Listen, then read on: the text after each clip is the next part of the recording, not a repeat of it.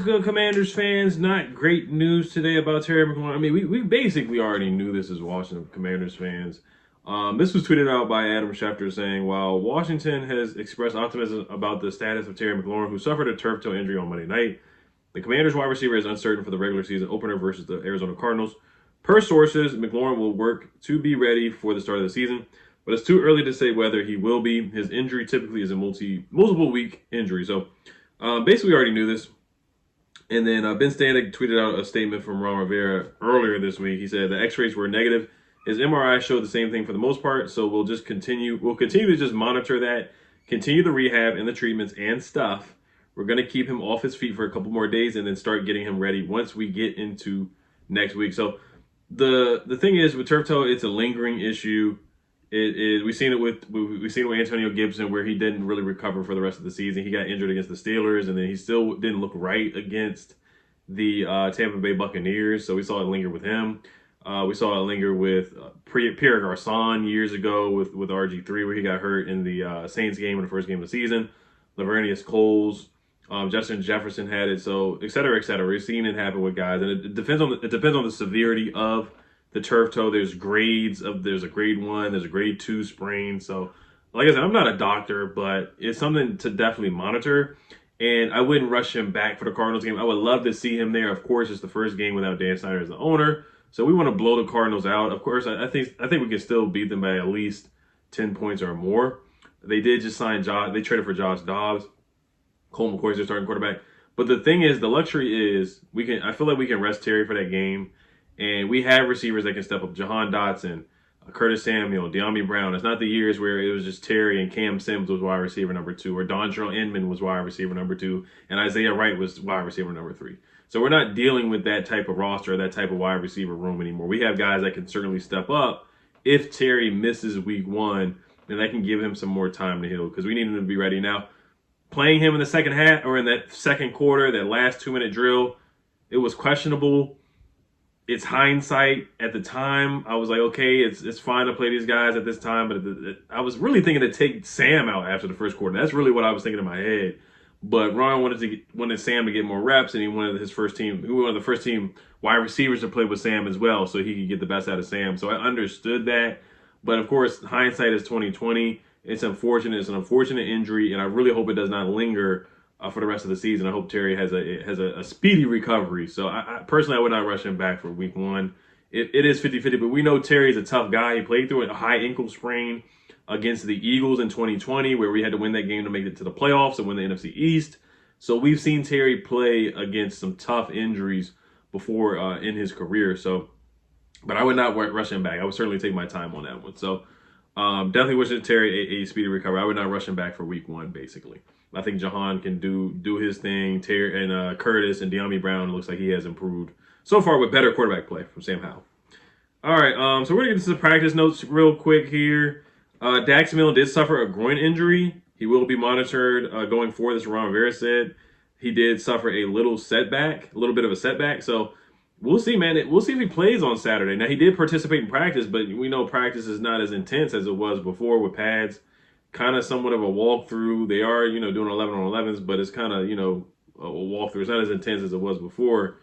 So we'll see if he does play on Saturday. His roster spot is really up in the air, and he's a guy, if you release, I don't think any team is going to try to get him or poach him away. He probably will make it to the practice squad, and you can just keep him on the practice squad, to be honest with you. He kind of is similar to that Troy Aikby range or Troy Aikby type of player, in my opinion, where, he's good on special teams and at catching the punt and not muffing it.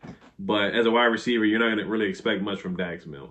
He's kind of like Trey Quinn, where if you cut him, nobody else is really going to pick him up. That's just how I feel about him. So this opens up. This could be an opportunity for Casimir and Allen to make the roster. We got to see how these guys play on Saturday night, because Dax is going to have to play and Casimir is going to have to play to prove that they're going to make the roster, or prove that they deserve a roster spot on the team. So that is interesting for Dax Milne. That Dax Milne, he did participate in practice, like I did say.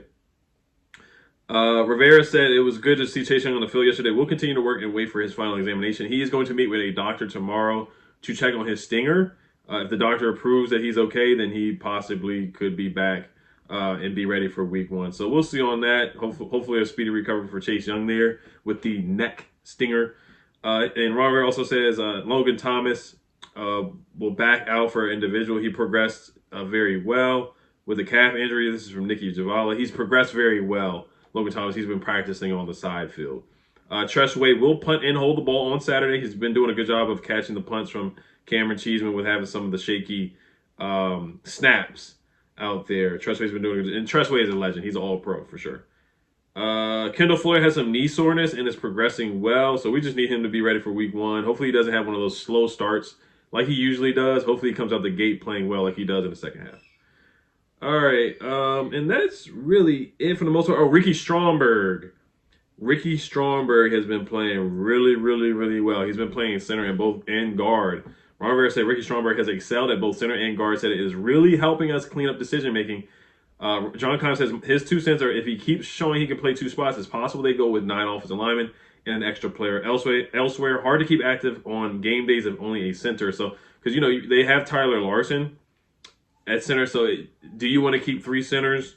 But if Ricky Stromberg can play center and guard, then they may release Tyler Larson and only keep 9. It would be, of course, Lano, Wiley. First, you're starting 5, Charles, Nick Gates, Sam Cosme. So that's 5 right there. And then you got to keep Lucas, Trent Scott as a backup tackle. Braden Daniels, he's kind of up in the air making the roster. Ricky Stromberg is a center guard. And probably missing some other guys. It's like Aaron Mortero and some other guys on the roster, but they could just keep 9. If Ricky Stromberg can have positional flex and play both spots, then they may just keep 9 and dress 9 on game days. But we'll see if Braden Daniels makes the roster, and I'll put up the depth chart real quick here. But yeah, the offensive line, I mean, it is questionable. But Ricky Stromberg, he did a really good job in the Ravens game playing at guard, and John Kine pointed that out as well. He did a good job with the second team.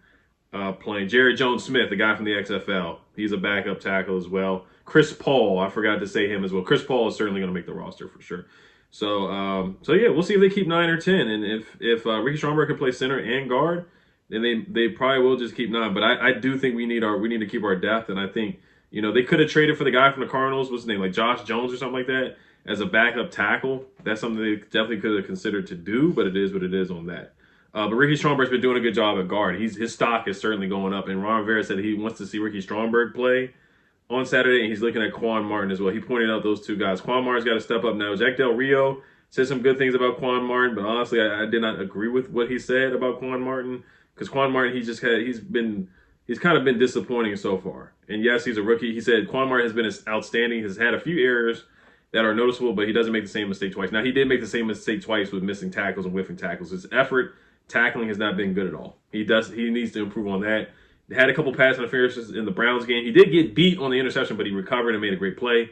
So, he has made some good plays here and there. But I am a big fan of Quan Martin, but he certainly has to improve. But Jack Del Rio, he's not going to just trash a player kind of like he did Jamin Davis that one time and just call him out. But, I get it. So I want to see Quan Martin play well on Saturday. I think this is a pretty big developmental game for Quan Martin on Saturday against the Bengals.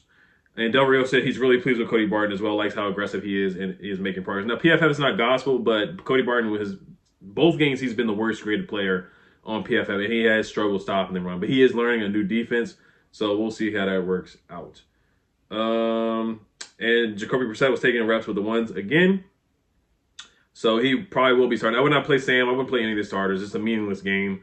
And maybe we could continue our own streak of winning preseason games. But once again, it is a meaningless game. But we do need to see what guys step up, like Kaz Allen, Dax Mill, who's going to win that last receiver spot.